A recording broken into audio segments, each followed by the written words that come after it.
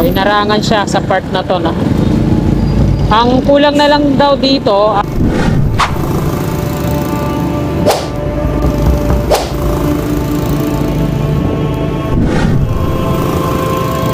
sinimulan ko to, walang naniniwala sa paligid ko. Ano? magandang tanghali sa inyong lahat mga kasikap. Nandito po tayo sa kaba ng EDSA northbound at mag-update tayo ngayon tanghaling ito dito sa NAIA Expressway extension to EDSA via Tramo. Katungo tayo ngayon sa NAIA Expressway. So huwag na po natin patagalin to. Tara, let's go!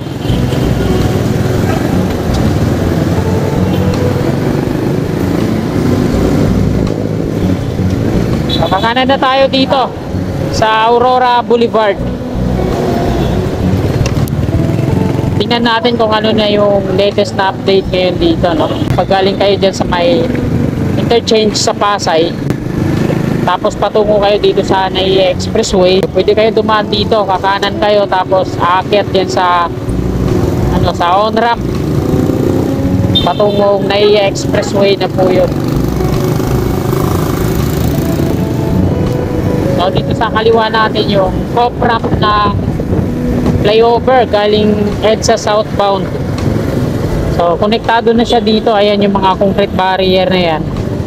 Nakakonect na yan dito sa flyover. At asfaltado na rin to dito.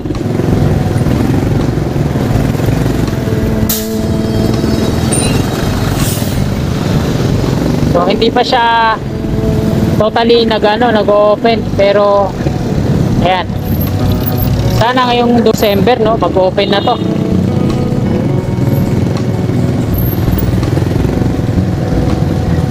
So inarangan siya sa part na to, no.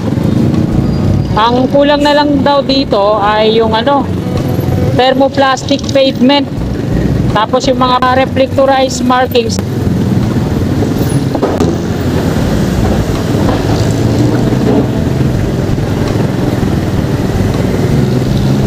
Ang hukay nila dito sa gilid, kaya ilalagay nila dyan. Tapos ito yung ginagawa nila, yung mga downspout drainage pipe. Ayan yung ginagawa nila. Ayan yung mga lagusan ng tubig.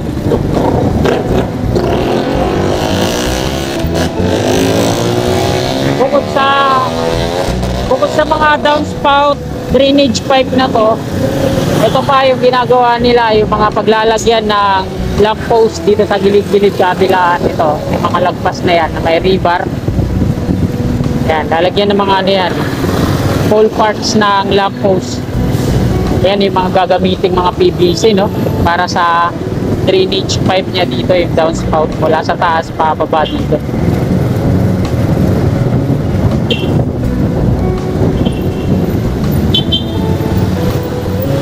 At dito sa baba hindi pa nakiklearing gaano.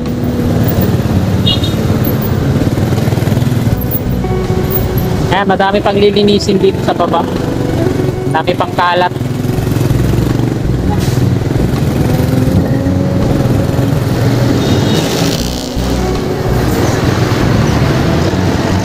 Ayan yung update ngayong tanghaling dito mga kasigap dito sa haba ng Aurora Boulevard. Ito yung NAIA Expressway on-ramp ng NAIA galing EDSA southbound sa Tramo, Aurora Boulevard. So nandito na tayo sa may NAIA Expressway. Ayan yung Philippine Airlines sa unahan natin. Yung pakaliwa papuntang Andros Avenue, at dito tayo sa kanan. Silipin natin yung pinakadulo na ito. NAIA Airport Road nga po ito. Pati dito sa dulo, ayan, ang dami pa nilang lilinisin. Dito yung mga heavy equipment nila. Ayos nila yung ilalim ng slab. At ito yung dulo nun.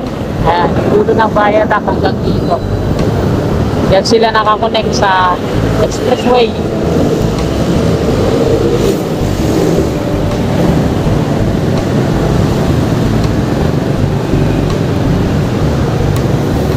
At doon tayo mag-end ang ating vlog sa may NAIA Terminal 3.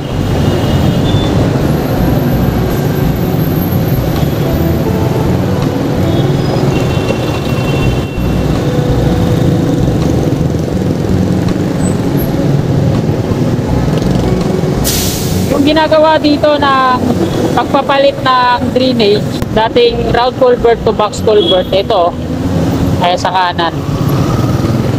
Ito na lang yung part na to, yung bubungkalin pa nila.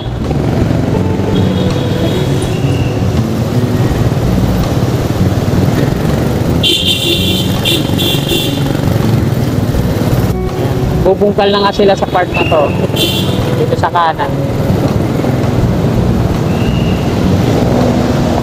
Project na to mula doon sa may domestic road, tapos hanggang dito sa Minaya parking extension. So, project na to dito sa part na to, ito tapos na yan, tapos na nilang palitan yung mga drainage na yan.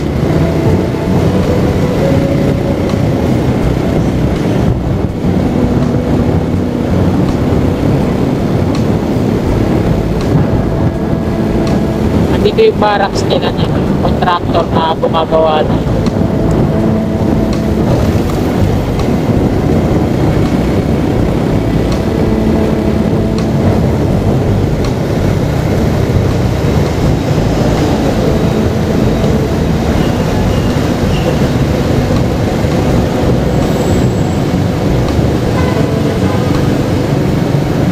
At tinanggal na yung barracks nila dito, no?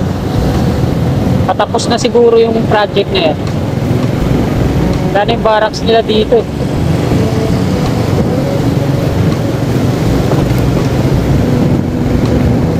Ito na yung Naiya Terminal 3 Parking Extension.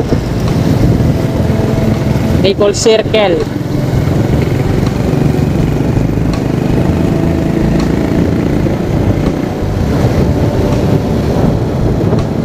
Dito sa kanin, pagpakyat kayo dun sa departure area ng Naiya Terminal 3, dyan kayo dadaan sa kanan. Ayan ulit yung expressway. Wala gate 3 po yan hanggang Makapagal.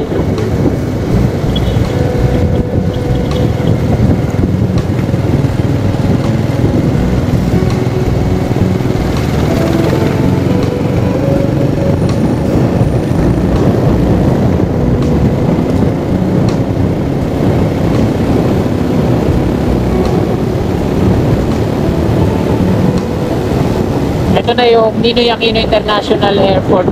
May ginagawa din dyan eh. Pag ginagawa nilang moderno yung Ninoy International Airport. So ito yung parking lang sa harap. At ayan mga kasikap, dito na po nagtatapos tong video na to. Bago nyo po sana lisanin ay pakilike na lang po. At sa mga kasikap natin na naabot at willing po kayo na sumuporta sa akin, i-click lang natin yung subscribe button dyan sa baba. At yung katabi nyong bell, i-bell po natin para always na updated po lagi tayo sa akin pang mga bagong paparating na video. Maraming salamat mga kasikap. Lagi po tayo mag-iingat and God bless po sa ating lahat. You're my angel, angel baby, angel.